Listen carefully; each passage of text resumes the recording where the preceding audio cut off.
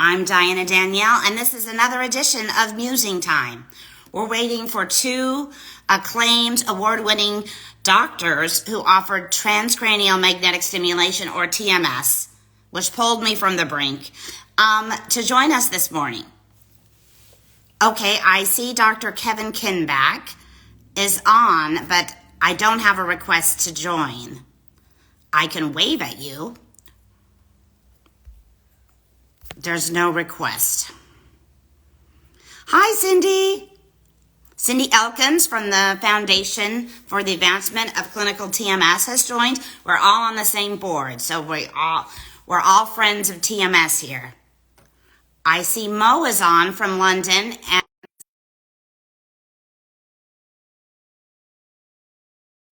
so he should be popping up on screen any moment.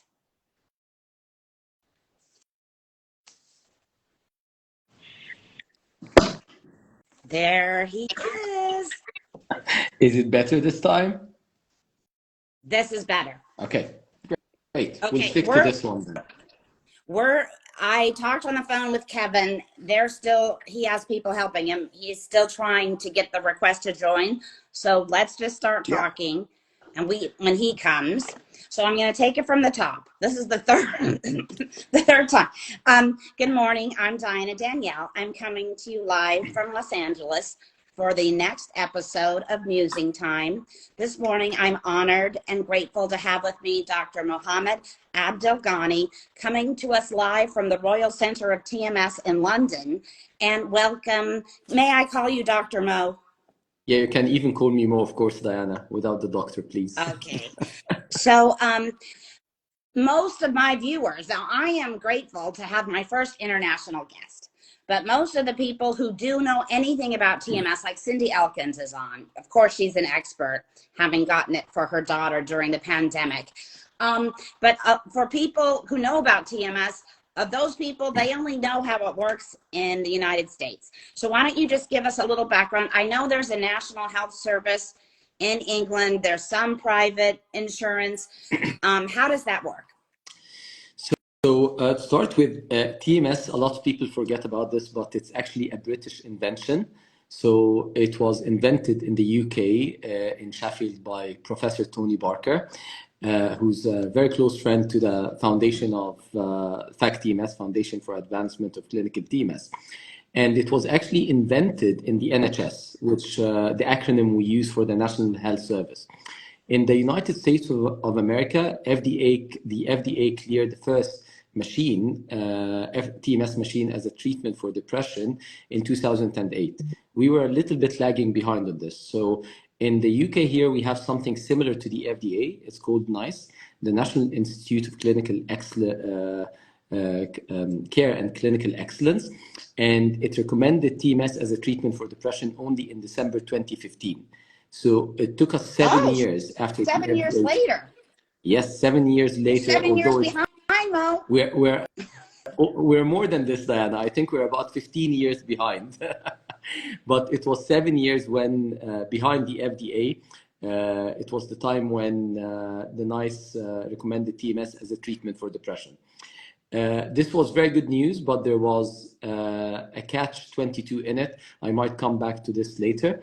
In the UK here, how mental health is provisioned, most of mental health services would be part of the NHS, the National Health Service, and a minority of patients will seek help from private health providers.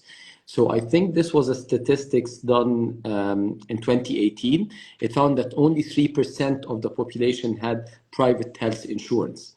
So in the UK at the present time, we have about 19 mental health trusts that offer TMS, 19 out of, I think it's about 90 mental health trusts.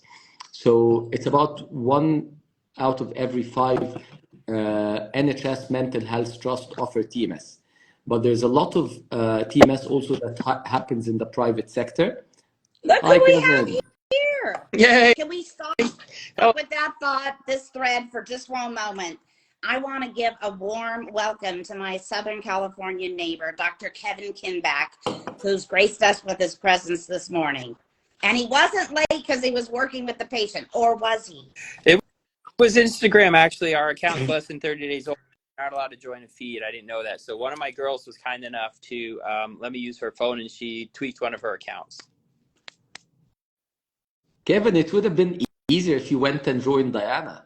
That's what we're doing. It was her app, but our app won't work if your account is less than 30 days old. So we just started it. So it's an Instagram rule. No, I mean if you physically went and joined Diana, rather that's than like an hour and a half away.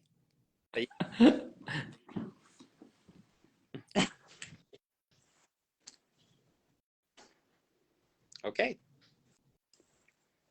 You guys are a little frozen. No, I'm moving. I'm fine. No, I'm okay. Both fine now. Okay, Kevin, just introduce yourself to the viewers. We have Cindy Elkins on the live, so she is educated on TMS. We have a lot of other people because they're coming from my followers, Mo's followers, and yours followers. But talk about TMS in Southern California and nationally. Just a little introduction about yourself. Oh, yeah. So I was one of the first people in the country to order the TMS device as soon as it was FDA cleared in 2008. So there were only, I want to say, 3 TMS centers in Southern California. 2 of them were here, and one's gone out of business years ago. So there was nothing in San Diego, Inland Empire, San Bernardino, Riverside, Orange County, nothing except us for years and years and years. So that was exciting. So I wanted to offer that to patients because I had already been in practice 15 years. Everybody was taking medications. Everybody was doing psychotherapy, and over half of the patients just weren't getting better. So, and I was even doing ECT. I was doing shock therapy at the hospital up at Loma Linda. That worked, but it had a lot of side effects, and it was difficult and scary for some patients. So I was just waiting for TMS to come out. So the minute it came out, I jumped on it, and then we founded the TMS Society. Mo and I are both one of the first members of the society, and now we have the TMS Foundation. So I'm very excited to get from there to here. Well, what I'd like to say to our viewers is people understand things through metaphor and through archetype. And what I see is Kevin as a kind of pioneer, having gotten what you need, the equipment to do TMS in the United States, in Southern California. And then I'm seeing Mo as the man on the white horse and the crusader who's trying to bring, it's the most evolved, I think, in the United States. The FDA of London, NICE, only approved it in 2015. And so we have our neighbor in London trying to get it more fully evolved in England, and then traveling, to the continent and beyond, trying to bring the TMS message. Do I have you guys right? Spot on, Diana. So, of course. Okay. So let's dive back in. Let's go back to Mo in the studio. Let's go back to Mo talking about TMS in England and beyond. Yeah, so I was speaking about not a lot of mental health care is provided in the private sector in the UK, but there's a lot of TMS that happens in the private sector. So at the moment, we have more private TMS providers than what we have in the NHS, which is the National Health Service. When NICE recommended TMS, they made the recommendation that TMS could be used for depression, but it did not insert it in the treatment pathway. So they were not very specific when patients can ask for TMS. While, for example, in the United States of America, and Kevin will know much better than me, it would say after you fail one antidepressant, you can go to your health insurance asking for TMS. So it was a very broad recommendation that NICE made. They said TMS could be useful for the treatment of depression, but they didn't say where in the treatment algorithm it could be requested. So I started the first TMS clinic in the NHS in London in the public health sector. This was in 2016. And this was only the second TMS service in the NHS in the whole of the UK. So beside my work in the NHS, I also have a private clinic, private center. This is where I'm sitting at the moment. So I provide TMS both in the NHS and both in the private sector. What's beautiful about the NHS, when patients come to have TMS with us in the NHS, they don't pay a penny. They don't pay anything at all. They don't have health insurance, they have nothing, and they get the exact treatment that we'll be providing in the private sector. And this is the beauty of the NHS in the UK. That is incredible, because I know the Foundation for the Advancement of Clinical TMS, we're worldwide, but a lot of our members are in the United States, and there's so many different things. There's some, and I think, Kevin, isn't it right? Like, insurances differ, and there's also Medicare and Medicaid. And so ours is about, some people, some insurance companies still want to have failed 4 antidepressant trials, plus adding like an antipsychotic. Some insurances will do it after 1 failed try of an antidepressant. It seems to be kind of all over the place. Kevin? They're generally switching. It started off at being 4, and except Medicare started at 1, but most of the insurances now are gravitating towards 2 trials. So they're making TMS as third line. And also in the UK, Mo, nothing prevented from the beginning of people just paying for it. So if they wanted for free, it was NHS. They had to follow NHS rules, but they could pay for it for free. Same thing in the United States. There's all kinds of, a lot of TMS providers, they don't participate in any insurance. So if the center isn't linked in with insurance, it's all going to be cash and they have to pay. So, but if they do insurance, you have to follow the insurance rules, which aren't really too bad. So usually it's pretty easy. And also, if you don't tolerate medications, you don't necessarily have to do 2 months on each medication. If you do one medicine for 5 days and you can't tolerate it because it upsets your stomach, and another one causes other side effects, if you have 2 or 3 meds that you can't tolerate, you can get TMS right away from the insurance. So that's all good. I want to talk about this for a moment from the patient perspective. I'm a patient advocate on the Foundation for the Advancement of Clinical TMS, or as we lovingly call it, FACT TMS, which has the facts about TMS and so much more. Is that as a patient, it's hard to access or to even know about TMS. Now, my experience is now back in 2018, early 2019, in that, so we're now in 2024, so my information is about 5 years old. But I had been in a clinical depression.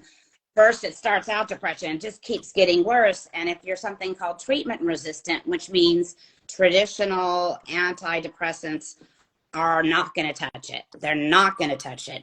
And so with every passing year that you keep taking antidepressants, antipsychotics, anti-anxiety, just a host of medication, to the fact where you just are this zombie that can hardly speak, it's never going to get better. So the depression deepens, becomes more suicidal.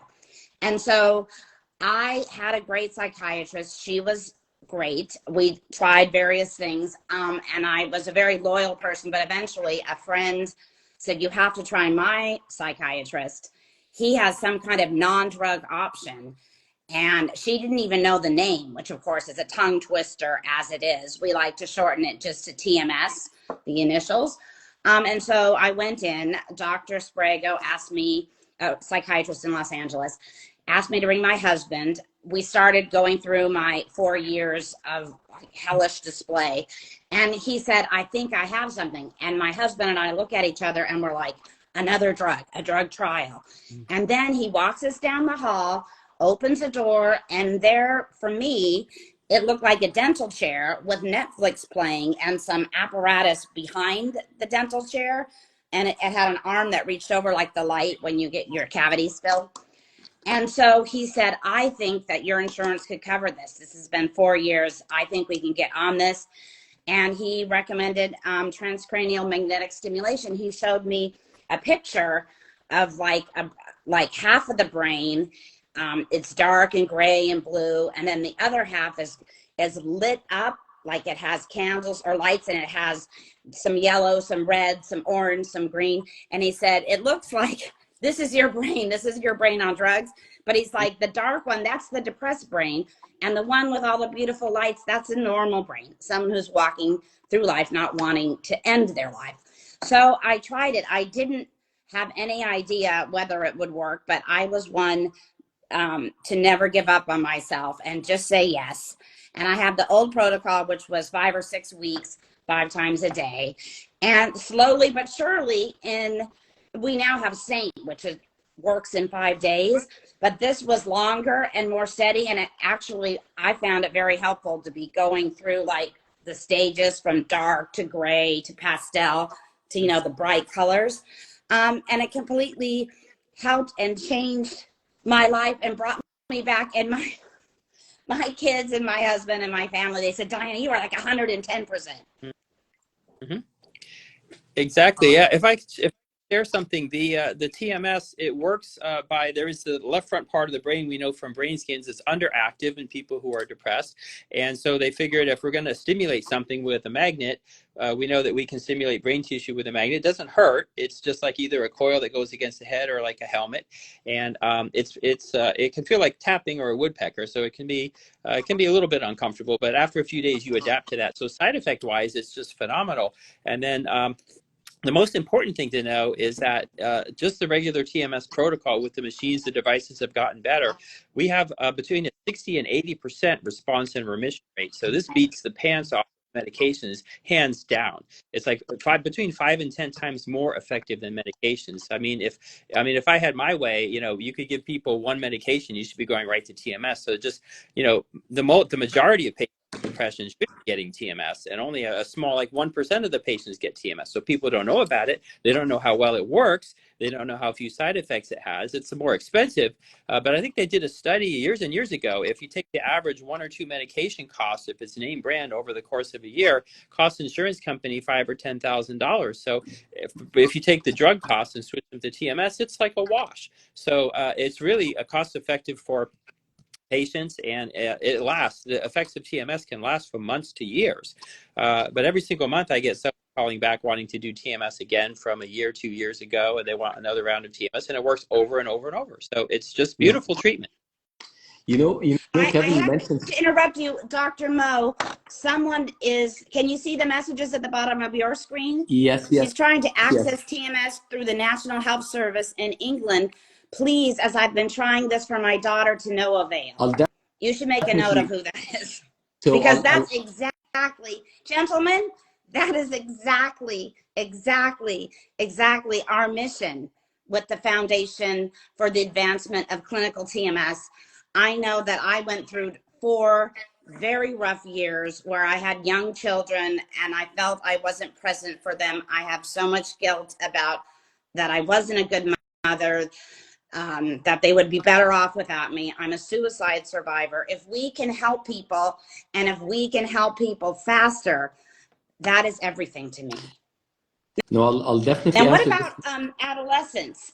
Because this woman is looking for her daughter. What's the regulation in England for age? Okay, so I'll answer her question. I'm not sure if her daughter is an adolescent or not, but I'll answer as if she's an adolescent, right, and as if she's an adult. So in the UK, according to the NICE guidelines, it's only recommended for adults. So adolescents cannot have it within the NHS, or if they will have it, it will be what might be seen as off license. In the private sector, usually people like to stick to the NICE guidelines, but we don't need to stick to the NICE guidelines. So for example, we use TMS in the UK to treat OCD. It's FDA cleared in America, but it doesn't have NICE recommendation in the UK, and this could be considered as off license. If someone would like to access TMS in the UK, there's an easy way, not an easy way, an easy way to check. If you live in an area, so in the UK, we have about 90 mental health trusts. A mental health trust is a group of mental health hospitals that operate together. So we have 90 of these. Each one of these trusts will have 3, 4, or 5 hospitals under this mental health trust, they work together as a business. So we have 90 of these. Around 19 of them has got TMS clinics in it. So if you live in a catchment area, so every mental health trust will be looking after people living in a certain area. Let's say 2 of the districts or boroughs in London and so on. If you live in an area that your mental health trust has got a TMS service or a TMS device, you should be able to access this treatment. But if you do not, speak to your GP, the family doctor in the UK, we call them GP general practitioners, because within the NHS, you might be able to get referred to another mental health trust in the NHS that provides TMS. It's not that easy. You have to drive there or travel there. Depending how close it is to where you live. So in London, within London, we have about 5 or 6 mental health trusts. But because London is a very condensed area, a city with very high population, but you might find like you need to drive miles to go from a catchment area of one mental health trust to the other. Hopefully, this will be improving in the future. As Diana said, one of our missions in FACT TMS is to make this treatment more accessible to people. We've got a committee in FACT TMS, it's called the Clinic Expansion Committee. I've got the privilege to be chairing this committee, and the main aim of the Clinic Expansion Committee is to open free or low-cost clinics, TMS clinics around the world, not only in the USA, but in different parts around the world. And we did open our first low-cost free clinic in Kitsap in Washington in May of this year. I just wanted to In Washington mention State. in the United States. I just want to mention a comment on what Kevin said, because I agree with Kevin 110%. TMS could be seen from the outside as being expensive, but depression is way more expensive than TMS. And we know that the majority of patients do not really respond well to medication. So we know that about 1/3 of patients have got treatment-resistant depression, and even people who respond to antidepressants, some of them have side effects, some of them have partial remission. I'm sure Kevin will agree with me on this. So TMS could be seen as expensive, but if you're saving someone's life, if you're bringing back to the society a successful lawyer, a successful author, writer, PR campaigner, you're giving back to the society. So TMS actually saves money if you think about it. I was part of the biggest TMS clinical study conducted in the UK. It was called the Bright Mind Study. It got published this January in Nature Medicine. And we did, I was only a PI, I wasn't the chief investigator, but yeah, it was something big, because I'm not an academic. So to get my name in Nature Medicine, I was telling my wife, maybe I should retire now, that should be it, like retire on a high. So we did some economic analysis as part of this study, and it will be published soon. It showed that TMS is cost effective, because in health services like the NHS, we're very concerned about cost. So we want to make clear that it's cost effective. And according to our study that was conducted in 5 different centers in the NHS in the UK, it proved that TMS is cost effective. Excellent. Also, Diana, we're publishing a paper right now about suicidality with the TMS. So we specifically looked at suicidality scales in 200 patients, and it 100% reduced suicidality in almost every patient. It was just phenomenal results. So we're publishing those hopefully in the first edition of the new TMS Society journal is coming out. We're trying to submit that next week. Amazing news, Kevin. Dr. Kevin, I would like you to talk about, in our pre-interview, we went through the protocols and the insurance and, the kind of like the situation for Americans trying to access TMS. And something really caught my eye, because I had a great psychiatrist. I had been, because of my suicidality, I was hospitalized. When I was hospitalized, they told me, almost 4 years, they told me I was treatment resistant, which I had never heard of. Here I am, a white, privileged American woman with excellent health insurance, because my husband is an insurance executive, and we had never even heard the words treatment resistant. And they urgently recommended shock therapy or electroconvulsive therapy, ECT. And because I was at UCLA, which is a very large hospital, I was able to have it while I was still an inpatient. And I continued to do it, but it was not only not helping me, I was like losing my memory. I did it for like 3 weeks, and the last time I woke up, I couldn't remember my name. It was this itching at the back of my head. It was incredibly frightening. And I told my husband, well, it's not helping, and I'm losing my mind even more. So I stopped. But my psychiatrist, she was under the impression that TMS was not as effective as ECT. Like ECT rates are higher for efficacy. So she knew about TMS and the MRI magnets, she knew about it, but she didn't even bother to bring it up, because she thought ECT was better and more effective. And what my doctor, Dr. Sprago, told me when I unwound this because of the memoir I'm writing, he said, but it's like apples and oranges, because ECT is seizing the brain, and, we're stimulating the brain with the magnets. It's completely different. So one's efficacy does not impact the other. And so fortunately, I felt disloyal, but I went to see Dr. Sprague and he healed me. But to go back to Kevin, there's not only confusion amongst their psychiatrists, but you said psychiatrists don't even, a lot of them don't even bother. If they know about it, they call it that magnet thing. I mean, we need to educate our own here as well, don't you think? Absolutely. They don't know what's happening. So there haven't been studies on ECT. ECT was widely studied, I don't know, 30, 40 years ago, but nobody's doing new studies on ECT much, right, Mo? So mostly this is old. So ECT has been the gold standard. Like it has a higher response and remission rate than any other treatment to date. But now, especially with the SAINT protocol, you mentioned 5 treatments, 10 treatments a day for 5 days, and even regular TMS. The efficacy rates of 60 to 80% response remission is so close to ECT, it's not even funny. And then it's just a world of difference. Again, it's outpatient, it's not drugs involved, there's no memory loss, you don't have all that hospital costs. It's only a half to a third of the cost. ECT costs twice as much as TMS does. So it's more side effects, more risky. Got a lot of it's a lot of scariness to it, and TMS is all over the place. You can't even get TMS here in Orange County. There's maybe 1 or 2 places in the entire county that even do it. So you can't even get TMS, whereas you can't get ECT, but TMS is all over the place. I mean, there's 2 or 3 locations within any 5-mile radius you can get it, and it's covered by insurance. So it's fantastic. Everybody should know about it.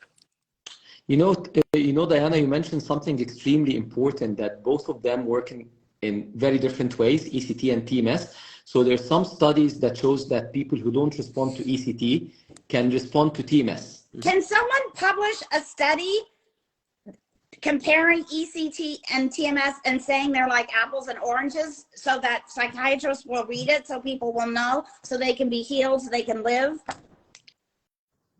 Be a good idea. I've had dozens and dozens of patients who failed ECT and then they were hesitant to do TMS because they said, well, if ECT doesn't work, I don't know about TMS. And I said, try TMS. It's a completely different mechanism. And like you said, instead of causing a seizure, we don't want a seizure. It's the opposite. We want to stimulate the brain without a seizure.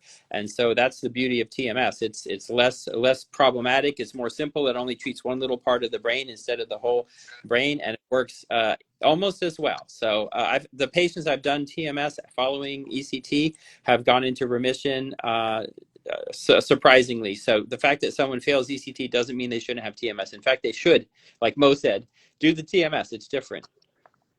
Yes, I wish my psychiatrist had known that. Now, Dr. Kinback, you have a question from Chloe. I have a question for Dr. Kinback. Could you explain how TMS progress or improvement or effectiveness, she's searching for the right word, how is it measured? Oh, that's a good question. Chloe should know. She's probably my one of my senior TMS technicians.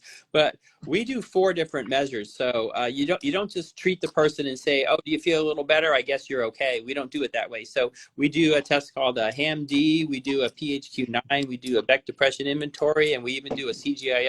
4 tests. 2 are given by the doctors and 2 are rated by the patients. And we do that at baseline, which means before treatment, so we know where we're starting. And then every 5 treatments, we repeat the testing. You don't have to do it that often. I mean, we do a lot of research and track patients carefully, but you need to do it at least 3 or 4 times, every couple of weeks during treatments and then at the end. So, but there's some people, they might just do it in the beginning, do 30 TMS treatments and do it at the end, but doesn't necessarily tell you in the middle, do you need to make some adjustments? Do you need to recheck? So you want to have specific outcome data. So when we say it's 60 to 80% effective, we're using hard facts and numbers for our patients on the rating scales. We're not just winging it and guessing at how well it works. We have actual numbers. Okay. I have 2 things to say. Our lovely executive director of FACT TMS, Anna Taylor, has joined us. So hello, Anna. Secondly, I don't know what their name is. The Instagram SSJNKKM. He or she is acting. What factors would lead a clinician to choose ECT over TMS for a patient, or vice versa? So I will just put in my patient advocacy voice, which is in researching and learning more and more, like, after I was alive again to write the memoir, it seems to be like the thing is like therapy and drugs, therapy and antidepressants, like therapy and pharmaceutical. And then if the person becomes treatment resistant, we give them ECT. And that's and then you have like, started off with chronic migraine, which is the second leading cause of disability. And then that pushed me into a comorbidity, which was the depression, which is the number one. 1 billion people suffer from depression. It's the number one disability worldwide, and it's stigmatized. So you don't think it is, but it is. Yes. And so I'm just a statistic. So what I would love to see is to flip the narrative so that doctors, instead of going the drugs and therapy, then ECT if the person's like out of their mind, like drugs and therapy, if it doesn't work, let's try TMS. How do we make that work? So may I answer this one, Diane? So this is the million or even $1 billion question. But to answer the question of the person who asked this, there's a clear difference between TMS and ECT. ECT is significantly more invasive. So for people to have ECT, they need to have general anesthetic every time they go to have ECT. TMS patients can drive to the clinic, they can drive back home from the clinic. It doesn't alter patients' day-to-day activities. If ECT did not have the side effects it has, we wouldn't need to have TMS, because ECT is very effective, but it comes with a very high price. You know what I mean? People can lose their memory. It's not easy to give general anesthetic for patients and so on. So to make things very simple, we should go from the least invasive to the more invasive. So as Diana was saying, maybe try medication, maybe even one day we'll try TMS first. You know what I mean? But nowadays, let's just hope that we will try medication. If it doesn't work and psychological therapy, we go for TMS. Then patients who don't respond, we go for ECT. This is how it should be done. But the reality, how doctors choose between ECT and TMS, a lot of doctors don't have access to TMS. So they will only prescribe what they have access to. A lot of doctors did not keep up to date and they don't know how effective TMS is. And let's just have a stop here, Diana, because the problem with TMS, that the machine companies that produce these devices, they have money, but they're extremely small compared to pharmaceutical companies. So there was a recent study that was published last month, I believe, from the Netherlands. It had a head-to-head study between medication and TMS. And it showed that TMS is more effective than medication. I was imagining with some of my colleagues that if a study was published saying that medication X is superior to other medication, we will hear about it everywhere. The pharma company that owns this medication will be all over the news. It will have a campaign in the newspapers. But TMS. Don't you think that the pharma companies are trying to like silence, push it down? Like they see TMS as a threat? We could all work together because people always start with drugs, easy to pop a pill. It could work. I'm not sure if they are doing this, but I think just TMS companies are extremely small. And this is why what Diana is doing here is extremely important, what Fact TMS is doing. So we are doing the campaigning on behalf of TMS because TMS people don't know about it, while they might be suffering in silence with depression. And there's a very effective treatment that, as Diana said, maybe in 5 days will get them out of their depression. When we have time, Diana, I would like to speak about how we can make even TMS first-line treatment. That would be good. It's not covered yet, but there are thousands and thousands of TMS centers in the U.S. So almost everybody has access to it. Reasonable drive. And I've had people fly in from other states. I've had people come and stay with friends. People come and stay in hotels. When we were the only TMS within like 200 miles, people would come over here and hang out and they would do their TMS. We'd even bring technicians in on Saturdays so they could not have to stay as long and get the treatments all done. So it's possible if you want to get it done. There's ways you can have it done.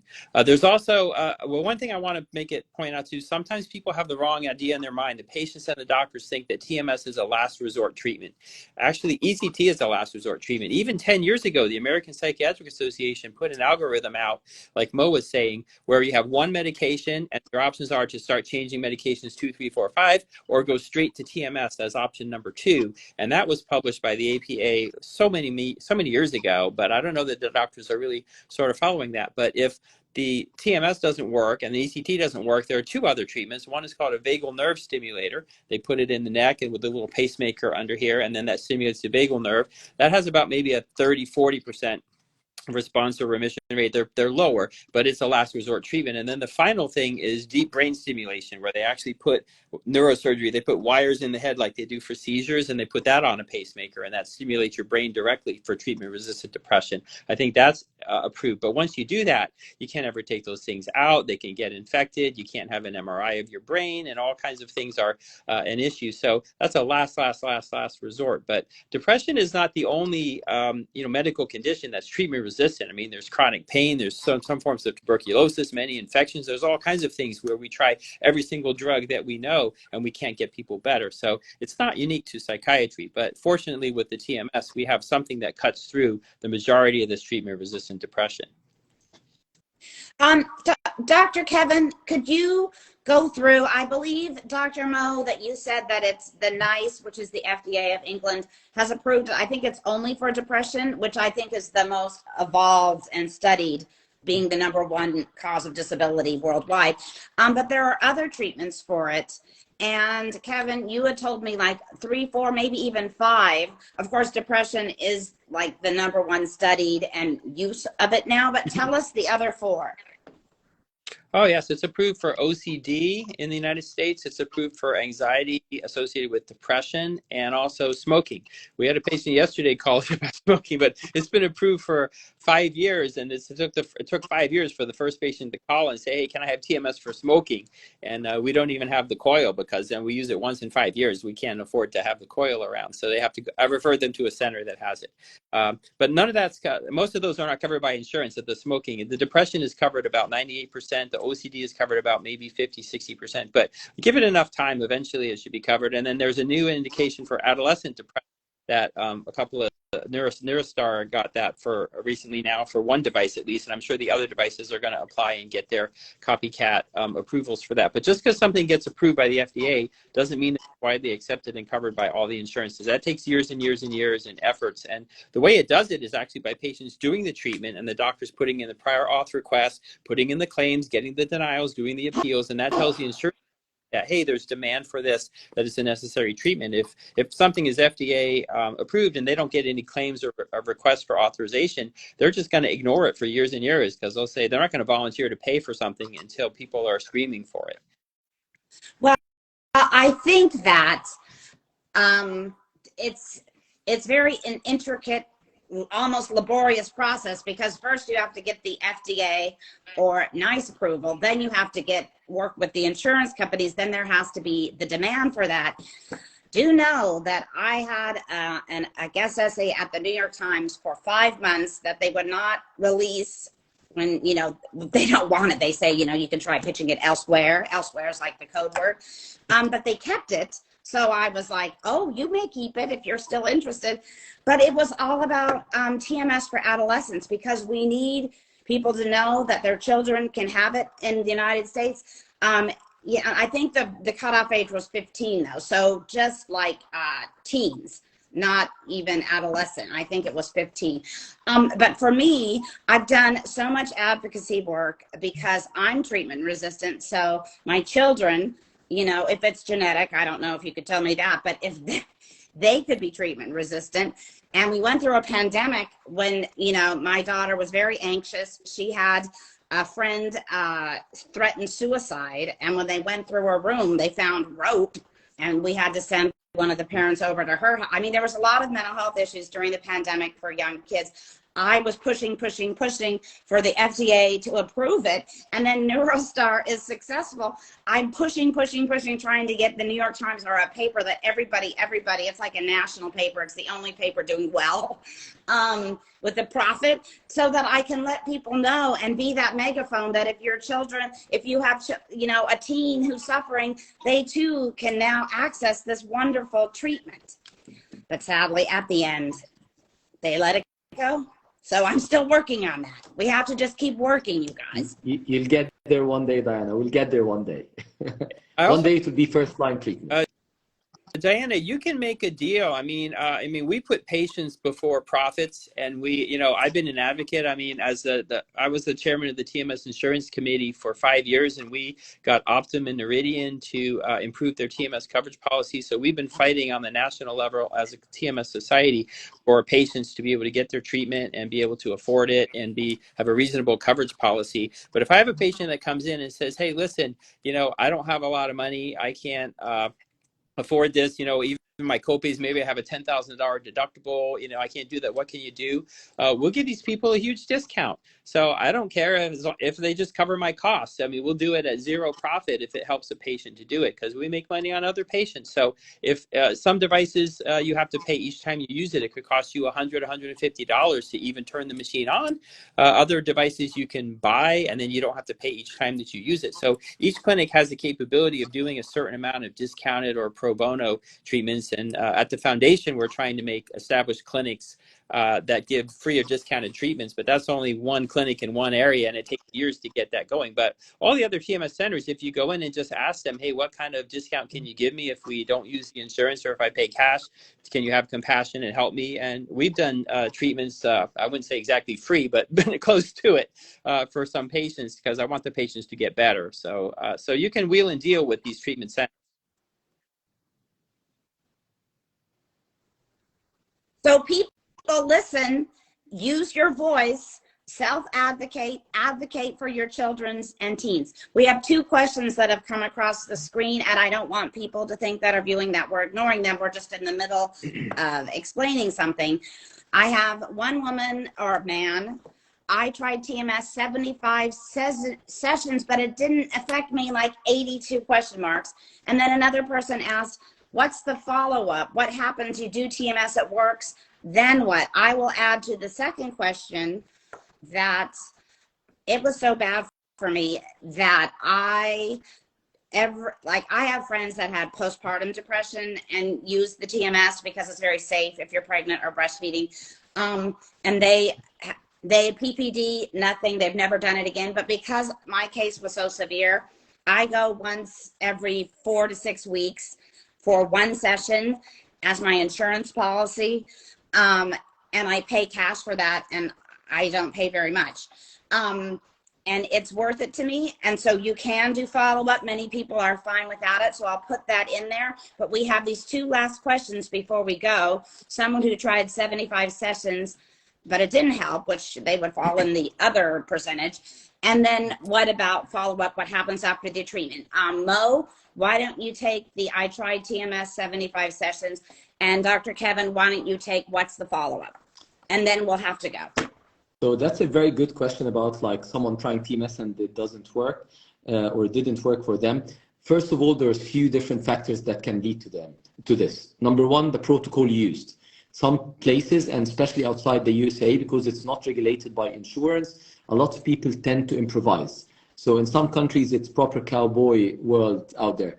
It's less cowboy in the USA, significantly less, because insurance would not pay. And it's funny that I'm saying in the USA, it's not the cowboy world. So the protocol used is very important. And you can have the best protocol on the machine, but the person applying the coil does not place it in the right place. Imagine someone going for radiotherapy for breast cancer, and they're not positioned in the right place. So the protocol, the positioning of the coil, and the other thing is not everyone would respond to TMS. It's a treatment that not everyone would respond to, although way more people would respond to TMS compared to other treatments such as medication and psychological therapy. And this is why there's a lot of research being done in this field, in this area, to optimize how we can use TMS in the most optimized way. Personally, I believe the term we use for depression, it's an umbrella that there's a lot of things under it. I think in 20 or 30 years' time, we'll be able to define different types of depression, way more precise than what we're doing now by only calling it postnatal depression or this or that. So maybe what we are treating, and we think it's the same thing, it's not only depression, but there's different subtypes of depression. As Kevin said, there's other treatments. If someone did not respond to TMS, this is not the last resort. Speak to your psychiatrist about other, because there's also some medications we don't use because they have high side effects. Speak with your psychiatrist about ECT if you didn't respond to TMS, maybe VNS, vagal nerve stimulation, and so on. But like there's different factors why someone cannot respond, did not respond to TMS. Okay, and then for the other question for follow-up, there's depression is by definition a recurrent illness. It had periods where it goes into remission by itself, or it can be driven into remission by medications, ECT or TMS. So when it goes into remission, it doesn't always stick. At least half the time, it comes back again and again and again. So for that reason, most of the TMS protocols and the research studies have being on not only one medication during TMS, but one medication after as a preventative. So that was one of my questions early on. I had a patient who was on 3 meds. They weren't working. She got horribly depressed and suicidal. The TMS popped her right back out of it. And then my question was, well, what do I do next? Do I leave her on the same stuff because it wasn't working before? Is it going to work now? So what I tell my patients is a lot of times medications are not strong enough to lift someone from depression to out of depression. But TMS is. So TMS can get someone completely better. And then the question is, after TMS, will taking medications hold that response, keep you from relapsing and dropping back down into depression? And the general thought is yes. So you want to be on one preventative medications. I know a lot of my patients have a dream saying like, hey, if I can get on TMS, does that mean I can stop medications forever? And in some cases, yes. Like in your case, Diana, if you're getting maintenance TMS once a month and that does the trick and you don't need medications, you can just do that. The other alternative is you can just wait and see how many months it lasts. Hopefully, months to years. If you get depressed again, just do another round of TMS when you see it coming. You do TMS sooner. You don't wait till you're horribly suicidally depressed, but you do the TMS again and it can work. I have one patient I did TMS. His first TMS treatment gave him 3 months relapse. The second one gave him 6 months. The second one gave him 12. And then I think the third one gave him like 2 years and he's still going. So each time he does TMS, it lasts longer and longer and longer. But I've got him on a couple different medications. But once in a while it comes back and then the TMS is effective. That's the beauty. About 90% of the time, if TMS worked before, it will work again. But if you've had 80 treatments and it hasn't responded, you might want to think about doing like a different TMS device, going to a different TMS center, making sure they've got the right power and protocol, like Mo said, and then augmenting it with different things. They have ketamine now. They have nasal ketamine and IV ketamine, and some people are even doing a little bit off the beaten path, but they're combining TMS and ketamine at the same time, which I don't necessarily think that's a great idea. But ketamine they're doing TMS and ketamine? Yeah, at the same time. I don't think that's a great idea. I would do one after the other, but the ketamine response remission rates are much less than TMS. TMS is, in my experience, is much more effective. They're not as high. Right. TMS is more effective than ketamine, and the IV ketamine has side effects almost along the lines of ECT. So you have to be hooked up to a monitor and an anesthesiologist, and it's IV. You can't drive that day. You probably won't remember that day, and everything is kind of the hospital. Yeah. You have to get paid. No, they do it at outpatient offices too now. But I would do. But there are some people that are combining the both, hoping that you throw at it and maybe something will stick and it'll get better. But like Mo said, that's an example of cowboyism. So you want to be careful that you're not in a cowboy clinic and they're doing crazy things to you. Exactly. Now tell me, before we get off, who either one of you can answer this question. How is TMS effective? But I know it's not passed by the FDA. What about bipolar? Because bipolar depression, I believe, is like it. I can't believe something could be twice as bad as the darkness I was in, but because it's got the manic, then they say bipolar depression is worse than regular depression by virtue of this. So I think people with bipolar, I have some friends, I want them to get TMS. It's not approved. There's fear it's going to like trigger mania. Can either of you speak to that? I'll let Mo take that one. Okay, so bipolar depression, as Diana did explain it very well. So people get depression as someone with depression will get it, but also they go manic or hypomanic, and then it's called bipolar 1 or bipolar 2. And this is not only elated mood, but elated mood with other problems, poor sleep, reckless behavior, things that the patient or the person would not do out of character usually. TMS is a very effective antidepressant, and we know that people with bipolar disorder, if we treat them with an antidepressant, we can switch them into mania or hypomania. And because TMS is a very strong antidepressant, it can also switch people into mania or hypomania. This does not mean that it cannot be used. We still use it here, even in the UK, off license, but you need to be very cautious when you're doing it. You need to monitor the patient very closely, and this is why, in my opinion, being seen or receiving TMS within a clinic that has got expertise in managing mood disorders is very important. So you need the psychiatrist treating you and the team to be very vigilant about this. It's not that I was preparing this, but we had a patient that we were treating 10 days ago, and she started switching into mania, and we had to stop TMS. If we know from the beginning that someone has got bipolar and they are depressed at that time, we can give them TMS, but for example, I usually give accelerated TMS more than 1 session per day. I wouldn't give accelerated TMS if someone has got bipolar disorder, so that they are not flying in front of us. This being said, I've heard about something similar to the Saint. They are doing accelerated protocol for bipolar disorder. It's an area that needs a lot more research, but at the present time in the USA or in the UK or in other places, it could be used off license, but the clinician treating the patient should be very cautious. Would you agree with this, Kevin?